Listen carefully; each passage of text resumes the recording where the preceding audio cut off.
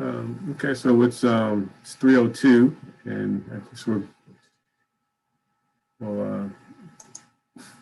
I know we got some people signed up, so we'll give another couple of minutes to see if we get some additional folks signed up. It's 3:02, and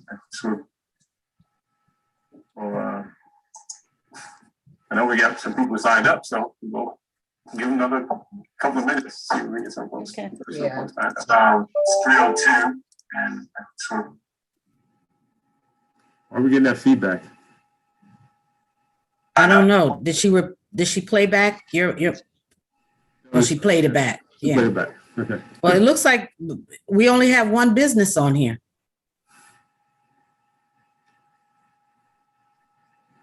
That was me testing to see that we're live on Okay. YouTube. We can go ahead with the program. This is a recorded program, and we're live now on YouTube and recording.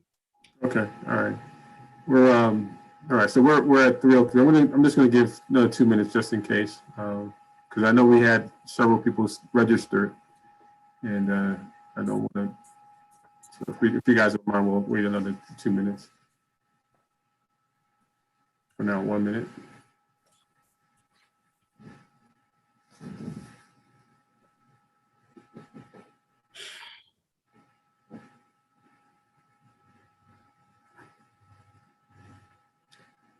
Ms. Oliver, if you want to introduce yourself, you can do that. Just in that time,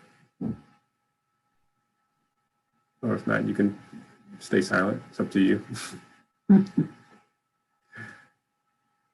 Is it Joan?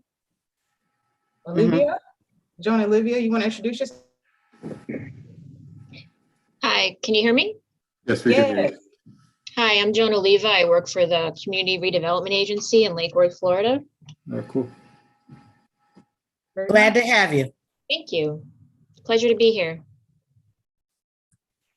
I see Christy just joined us. Hello, Christy. Hi, thanks for having me. Anytime. Good afternoon. Good afternoon. All right, so now we got a small group, and I'm sure we may be joined by others, and others may be watching on YouTube and Facebook as well. So I'm Joe Sanchez. I'm the chair-elect of the Black Chamber of Commerce, and I want to welcome you to our session this afternoon about the Restaurant Revitalization Fund. I got interested in this because reading articles. I'm not in the restaurant or food service business, but I got interested in this because reading articles and seeing how much money is out there and available, and it's being snapped up pretty quickly. And I wanted to make sure that people that, the businesses that we represent and those who are serving our community know about this and get the opportunity before that money gets all snapped up. So it's important that we have this conversation. So before we roll into further into the program, I just want to remind everyone, to mute while we're, if you're not speaking, and also if you want to jot any questions down that you may have in the chat box, you can do that. If you go down to the bottom of your page, you should see a little icon for chat, and you can write it down there. Towards the end of the program, we will read those questions and also open up the floor for any questions, live questions you have as well. So I think that's it for the housekeeping issues. And with that, so I want to, first of all, introduce and thank our sponsor for this afternoon's event. So our sponsor is Valley Bank, who's been a sponsor of a number of our Wednesday Wisdom events and a longtime supporter of the Black Chamber. And representing Valley is Thea Sullivan. Thea is Senior Vice President, National Director of Community Lending. She's also a member of the Board of Directors for the Black Chamber of Commerce, and she's currently serving as Vice Chairwoman of the BBIC, the Black Business Investment Corporation. So I want to thank you for being with us, Thea, and thank you for being a sponsor, and turn the floor over to you for some comments. Thank you, Joe and Black Chamber. Valley really appreciates this opportunity. We have taken a look at things at Valley since the pandemic and realized that we wanted to do things a little bit different. We realized that a lot of the minorities had a hard time during the PPP in obtaining PPP because of the infrastructure of their business. They were not properly set up to be able to receive. So we've made this a mission, and I'm very happy to say that Valley National Bank has now created the Community Lending Division, and they've asked me to run it for the 4 states in which we have our footprint. And I'm very proud to say that I've selected Martine Pierre-Paul to be my regional director of community lending for the Florida and Alabama market. So we're inviting all small businesses, minority and women owned, to give us a call. We are creating products and services that are geared toward minority businesses. And our goal is to bank you holistically. So we want to see what their needs are, what their pain points are. And if we can't help you with something, we certainly want to be able to refer you to an organization that can help you with that need. So this is our goal. We're looking to roll it out here in the Florida market within the next several weeks, but don't hesitate to give us a call. My new motto is take the journey with Valley.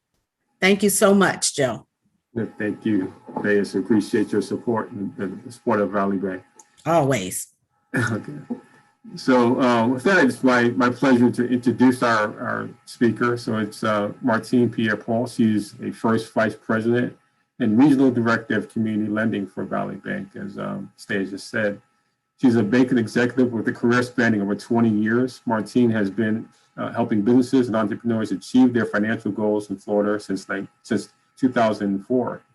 Her background includes leadership roles in the financial services industry with First Citizens Bank Florida, PNC Bank, Citibank in New York, and most recently as capital asset specialist for the SBDC and a member of the Valley Bank Paycheck Protection Program Task Force.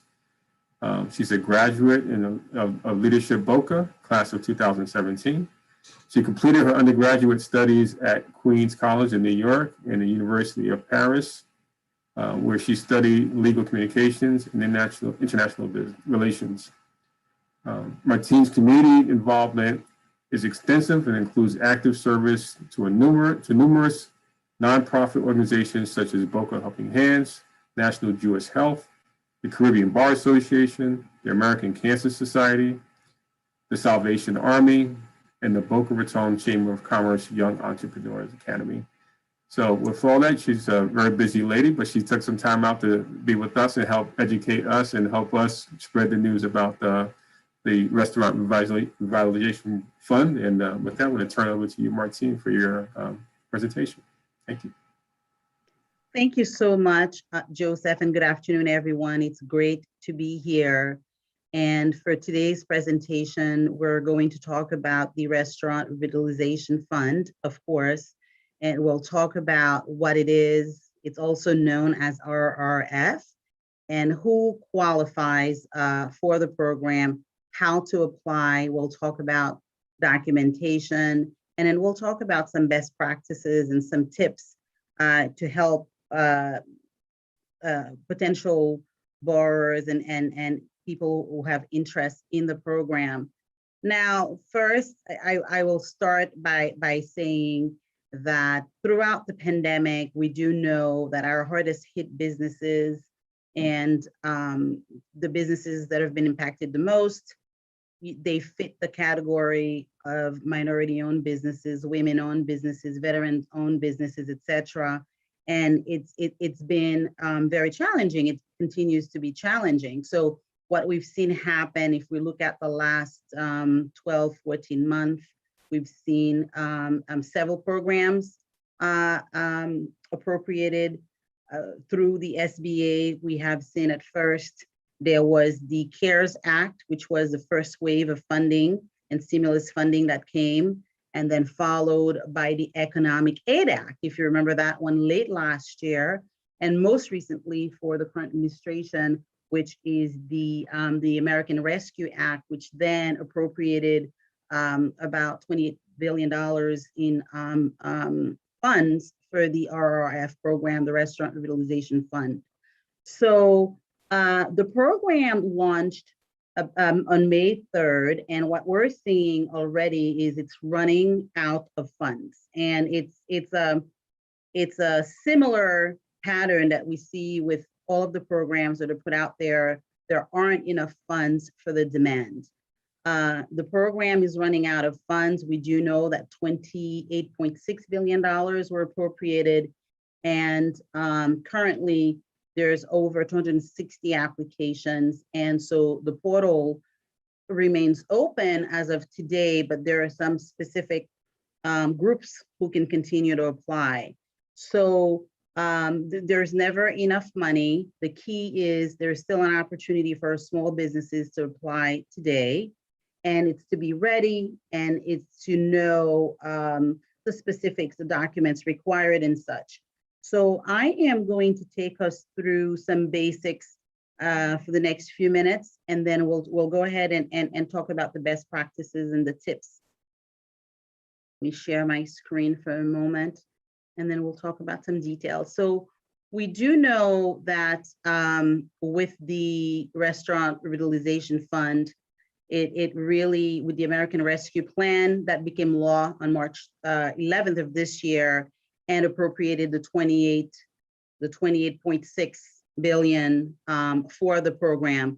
Eligible for the program are restaurants, food stands, food trucks, food carts, caterers, bars, and such. So if you have an establishment where you serve food and beverage on your premises, you are eligible. And then there's some special eligibility criteria for caterers and such. Now, the amount, because what are you eligible for? How much are you eligible for? We do know, for example, with the PPP last year, at first, there was not any control in terms of who got more money or most of the money. And as a result, these small businesses were left out, and there weren't enough funds. But for this particular program, it is funding up to 5 million per location, not to exceed 10 million for any other affiliated businesses. So there is a max, there is a cap, which would then allow more funding for more businesses, and especially smallest businesses. And there's a minimum award of $1,000. We'll talk a little bit more about that. There are some concerns around, if you're a restaurant, do you have to be registered with SAM.gov, or do you have to have a DUNS number? That is not true, though that's not necessary. There's no registration with SAM.gov, for example, needed in order to participate in the program. So who's not eligible? Obviously, if it's a state or local government operated businesses, nonprofits are not eligible, publicly traded companies are not eligible. And if your business has permanently closed, you're not eligible. Now, if you've closed your business because of CDC requirements and you had to close the doors, or you have temporarily closed because of economic impact of COVID-19 and you're planning to move your business, you're still eligible. And then the different types of entities that are eligible, it's not just for corporations or LLCs. If you're a sole proprietor, you have you use a fictitious name, you're self-employed, you're an independent contractor, you are eligible. So it really doesn't matter the structure of your business. As long as it's legally structured, you are eligible.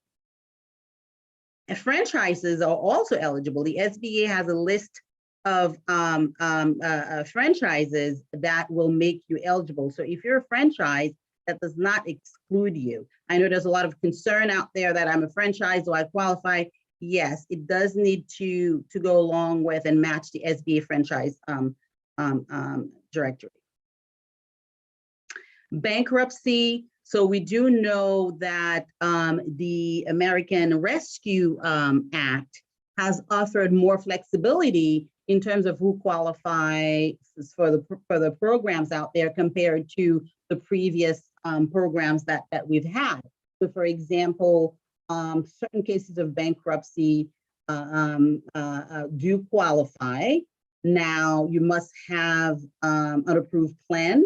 However, you would qualify for certain cases of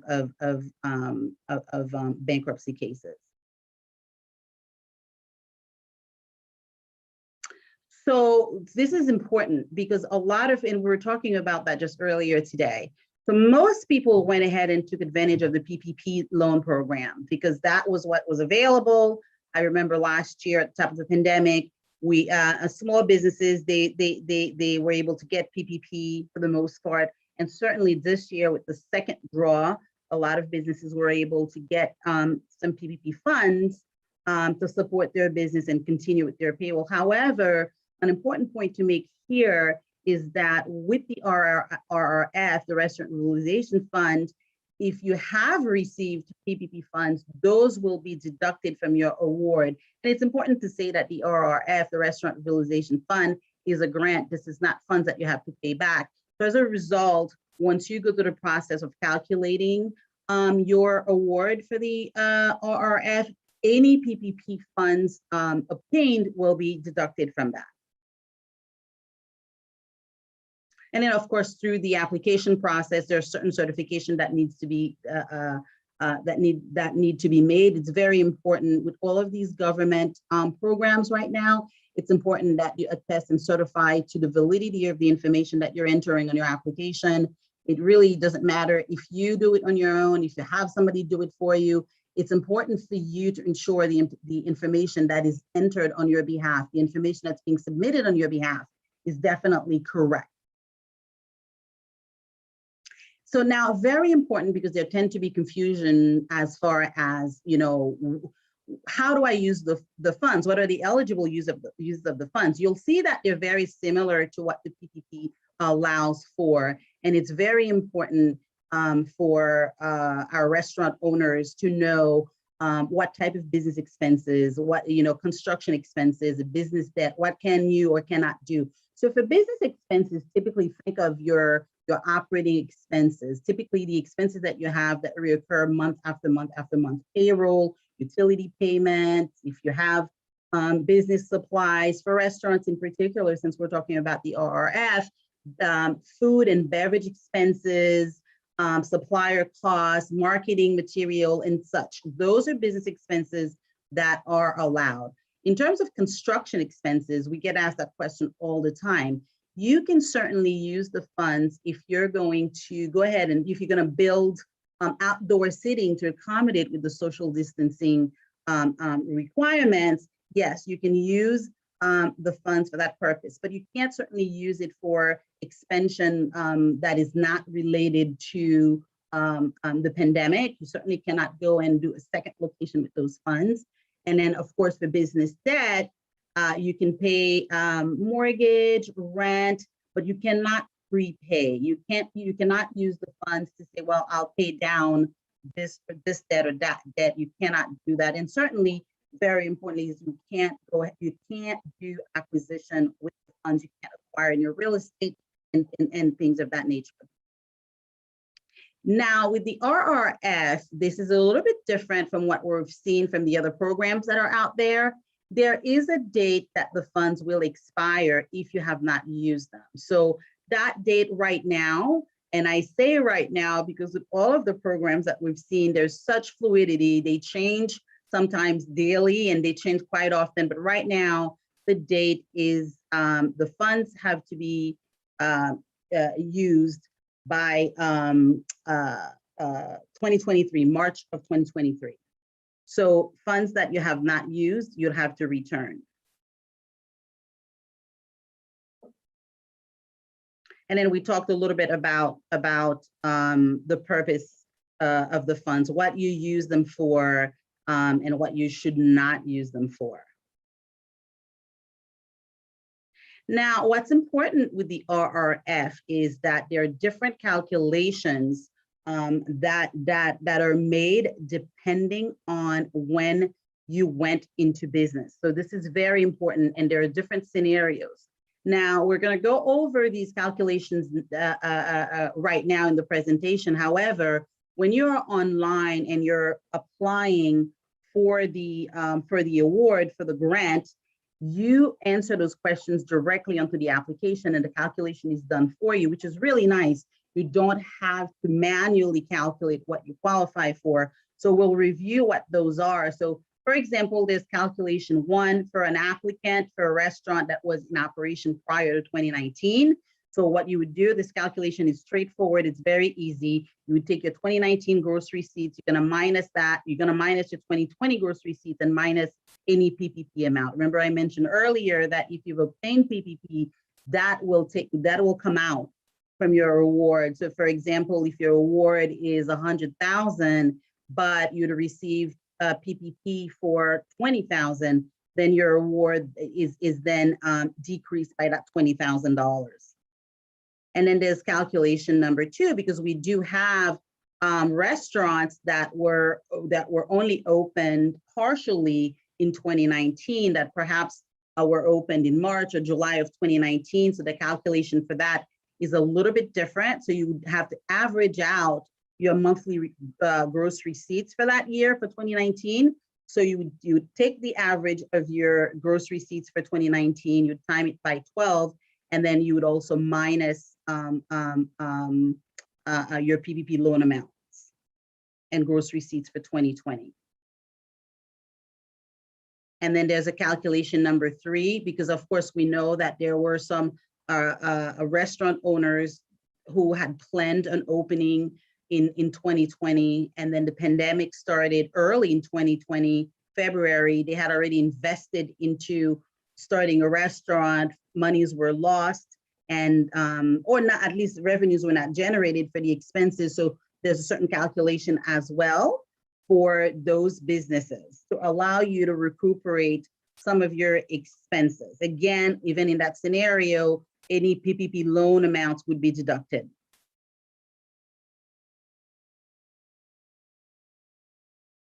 So we already talked about what's deducted from the award.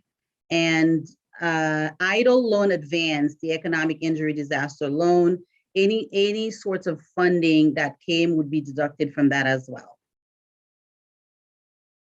How do you apply, which is very important. So applications were opened on May 3rd. There's a pre-registration that needed to be done. However, the portal is still open. As of this morning, I tested it, it is still open. What's important to know is that the first 21 days of the program were reserved for certain groups.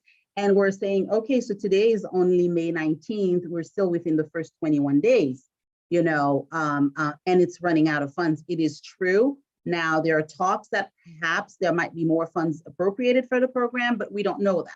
So right now, the SBA is saying that the program is only opened for awards of less than $50,000. So if you're not in one of the priority groups are women on, veterans on, and disadvantaged minority groups. Even if you're not within those groups, it's okay to apply right now. They're just not going to review your application until that timeline, which is with the 21 days. You can still put your application in there, but there are several ways to apply. The SBA this time has taken an approach to make it easier for business owners to apply. So of course, you can apply at restaurants.sba.gov. When you go on there, you must have an email address, and you must also have a cell phone number, and it needs to be an American-based cell phone number.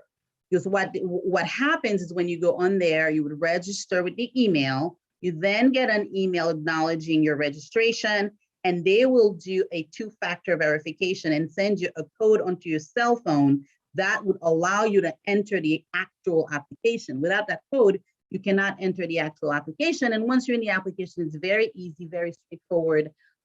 You answer questions about yourself, you answer questions about your business. And if you need assistance while in the application, there is a button that you can push that will allow you to get assistance. So that's one way to apply. But also restaurants that currently use point of sales, POS. Point of sale, if you're currently using Toast and Square. If you're using Toast and Square, you certainly can apply directly through Toast and Square. The reason why that makes sense is because they can then provide the data and your gross receipts to the SBA to make your application process easier, because normally you would have to provide tax returns, you'd have to provide P&L, you'd have to provide financial reports showing what your gross receipts were. But if you have Toast and Square, it's easier because that data is already available and will directly be transmitted to the SBA portal. So with Toast and Square, you can apply directly with them. If you do not have Toast and Square, then you apply through directly with the SBA restaurants.sba.gov. Now you would be uploading paperwork to support your gross receipts. There are two more POS providers, point of sale providers that the SBA is partnered with. One is Clover, and also the other one is Aloha. While you cannot apply directly through Clover and Aloha, however, if you're using those as point of sales, they then can provide you with the reports, with the vendor reports to facilitate your request for your grant, because it does show the receipts that you have processed through the point of sale. Now, what I will also say as a best practice is we all know that there are restaurants that do process their payments through a point of sale system, but also if you're using a delivery system, or if you have clients that pay you in cash, the report that Square or Clover would provide to the SBA is not a true representation of your gross receipts. So now you would have supplemental paperwork to provide to show, for example, that yes, I did 50,000 with Square in 2019, but I used a delivery system, and then I did an additional 20,000 with them, and then I did some Cash App, and clients paid me through Cash App. Overall, I had more revenue, because you do want to show that you had that your revenues were, I mean, of course they have to be represented appropriately, but you do want to show all of your 2019 revenues, because essentially what the grant is all about, it is going to take your revenues in 2020, your revenues in 2019, and then the difference minus your PPP amount is really your loss. And that's what your potential award is for. So apply through restaurants.sba.gov if you're not currently using Toast or Square as point of sales. Otherwise, you can apply directly with Toast and Square. Or if you're using Clover and Aloha, those two will provide you with the vendor report necessary for the SBA to calculate your total receipts. And the number that is on the screen, I had also entered it in the chat, the 844-279-8898. This is the hotline for the RRF. It's a hotline where if you call, you can get information about your application. Naturally, you can get information from the portal after you apply about the progress of your application. But on that number, you can also find, if you prefer doing business in a different language, if that is more comfortable for you, they will provide you with a representative that speaks a different language. So the way that you are informed of the progress of your application is via email. If there's documents that are needed, they will email you and ask you for more documents, or you can check the portal, but typically they would email back and forth with you until you get to a point that you are approved for the grant and the funds are deposited in your account. Another tip that I would say about the deposit is there are a lot of questions around whether it's safe for you to allow access to your bank account in the portal while you're applying for this grant. And when you're at the point that you have to enter where the credit, the funds are deposited, you have the option of connecting your bank account directly so that your ACH is done without error. You don't have to manually enter your bank account. Some people are uncomfortable with that. So for this particular program, the SBA has said it is not mandatory. I know for the PPP, in some cases, it was mandatory that you had to link your bank account. In this case, it's not. It certainly is easier if you link the bank account during the application process. However, you can still do the manual entry of typing in your bank name, your bank routing number, your bank account number, if you're uncomfortable with linking your bank account directly. So that's another tip that I know in a question that comes up quite often.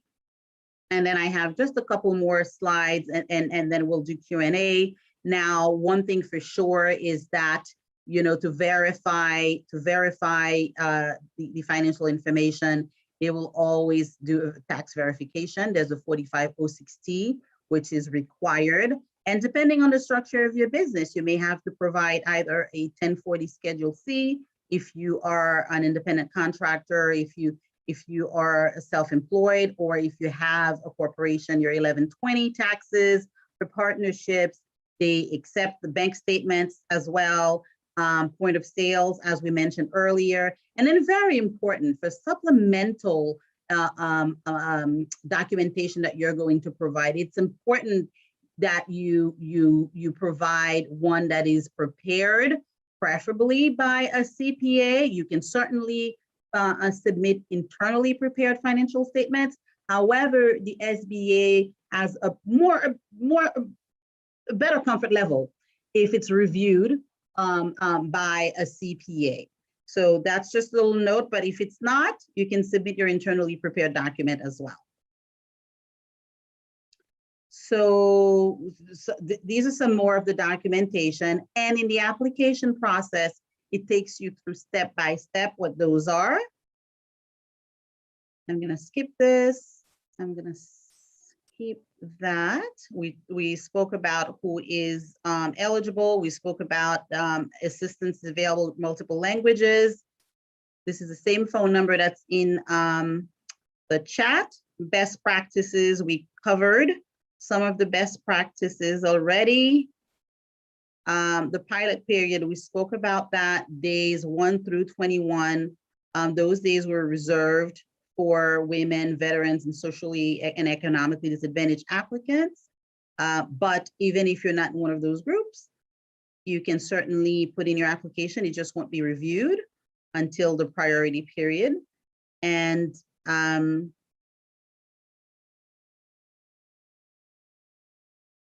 think that's about it. We spoke about the amounts. And then I will pause here to take some questions. Okay. Well, thank you, Martine. That was very informative. I learned a lot, that's for sure. You're very welcome.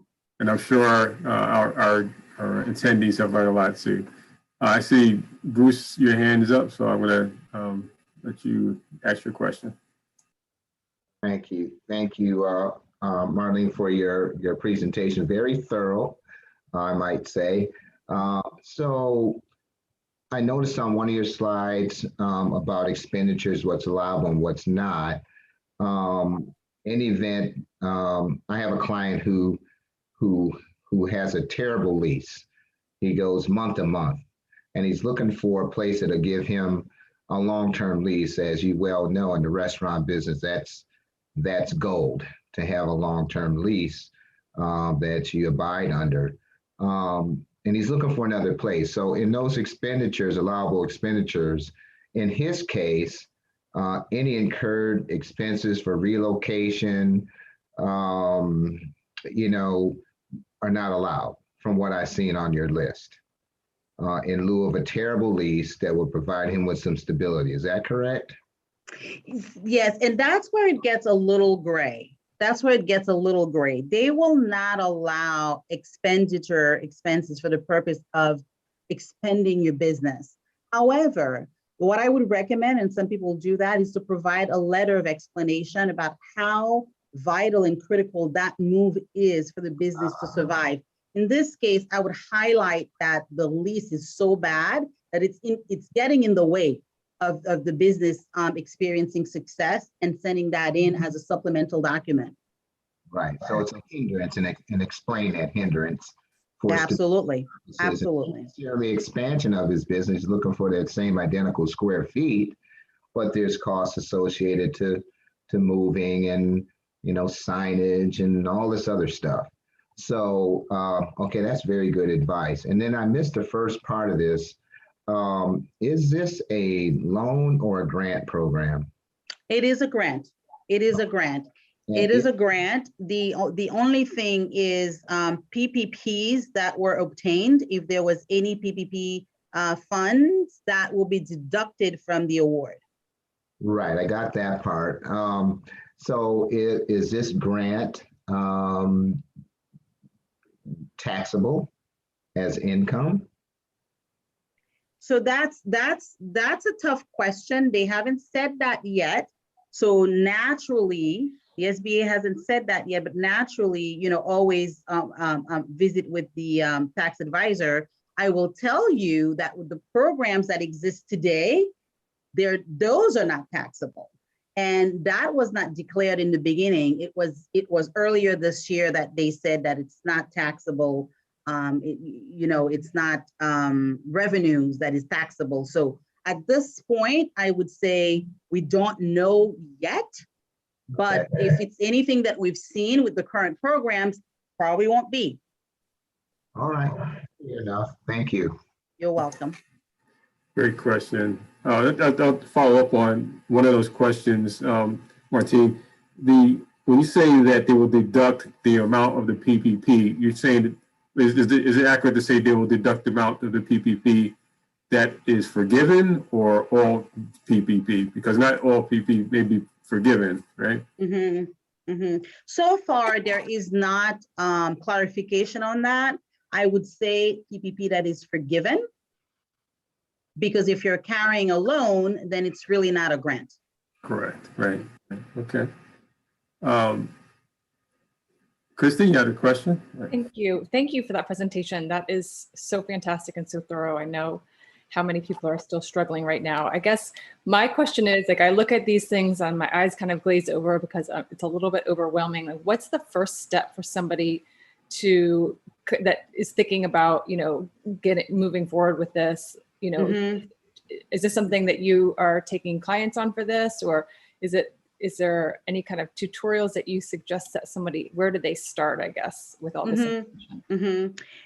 So I would say the first step is for someone to obviously know what your gross receipts were in 2019 and what your gross receipts were in 2020. You want to start there, because you can't move forward in the application process without having that information. Within the first 4 screens, you're going to have to put in that information. And so when you go onto restaurants.sba.gov and you register, there is a tutorial right there before you do the application. There are 2 tabs. One, do the application, one, take that tour. That'll walk you through the application. I would tell the potential applicant, don't hesitate, because first of all, we're running out of time.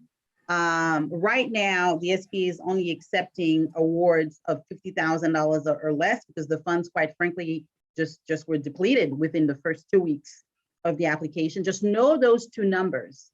Know those 2 numbers, 2019 gross receipts, 2020 gross receipts, if you're comparing the 2 years, and have an email ready, your cell phone ready, get in the application and apply.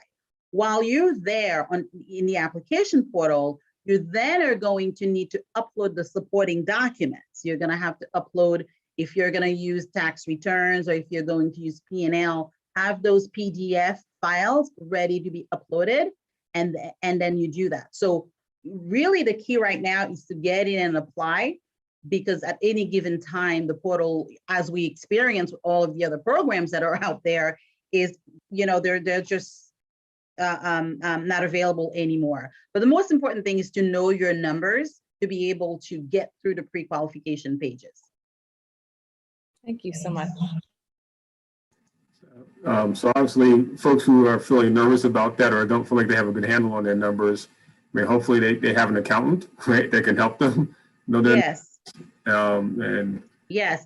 And what I would say about that as well, Joseph, is the SBA has the local partners, the local resource partners that can assist with getting them ready. So I know there's the SBDC centers, there's SCORE, there are the women's centers, and all of these resources are available on sba.gov to assist potential applicants with that. I would say just, time is not on your side right now, because as I mentioned before, but hopefully people have their 2019 numbers and have their 2020 numbers, even if it's not 2020 tax returns, perhaps have some P&Ls or the vendor reports, because you can submit your vendor reports as well from Clover or Square. They'll accept internally prepared documents. So they're very flexible. The SBA is very flexible with this program.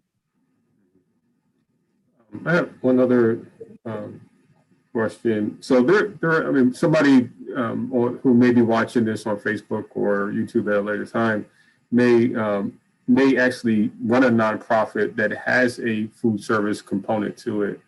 And, you know, we know some nonprofits have, you know, they have kitchens, not just to give away food, but actually sell products and sell stuff. So is it accurate that even that component of a nonprofit is not eligible for these funds? Correct. Nonprofits are generally not eligible for this particular grant fund. Now, nonprofits are eligible for other programs like the PPP or the EIDL loan. If Right. there is a specific case where a certain percentage, it's not really a full representation of the nonprofit, it's not 100% of the revenues, what I would do is recommend that they call the hotline first. The SBA hotline for the RIF program, which is the number that's in the chat, the 844-279-8898. There will be somebody who can review their specific case right on the phone. And in fact, today, right before our meeting, I said, let me make sure this line is working. I called. I was on the phone with someone within a minute. Oh, great. Thank you. Okay. Well, Martina, I want to thank you very much for your presentation and the excellent answers to the questions as well. Has been extremely informative. I'm going to come back in a minute just to close us out for the day, but at this time I want to turn it over to Tracy to say a few words as well. But before I do that, do you have anything that you didn't get out that you wanted to get out before we move over to Tracy? Just thank you for the opportunity to spend a few minutes with everybody. It's been a pleasure. All right, a pleasure as well. Tracy? All right, thank you so much, Martine. It's good to see everyone that was on today. Commissioner Christy Fox, always good to see you. Just wanted to share with those that are not members that are on this call and anybody that is watching the replay, have opportunities now. This is the best time to join. We're doing things with the Black Chamber. I'm going to drop the link, application link in the chat for those that are interested in getting access to that application. This call, and for those that are watching the replay, you can always visit our website at blackchamberpbc.com to get information and to get that application.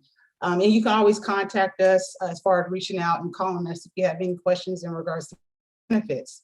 I just want to make sure you guys are aware next week we have another Wednesday Wisdom, but it will be at 12 o'clock noon from 12 to 2:45. That is the entrepreneurial opportunity and giving back to the community Wednesday Wisdom that is sponsored by State Farm. So we would look forward to seeing you guys then, as well as spreading the word. And I'm gonna drop that in the chat as well. But other than that, you guys enjoy the rest of your day. It's good seeing you and have a productive week, rest of the week. Thanks, Tracy. Good job. Bruce, you want to say something? No, just a great job. We appreciate it. Yeah. And I'm wondering if she would come back to do another one. Yes, yeah, we got to try to get her to come back. Thank you. Yeah, so thanks everybody for participating. Those who are watching live and watching later as well. Again, Martine, this has been a wealth of information that we really appreciate you helping us share with our members and others as well. So with that, I want to thank everybody for your time today, and please get the word out. The Black Chamber we're alive and well. We try to reach and help as many people as we possibly can. So thank you guys, and have a great rest of the day. Take care. Bye-bye.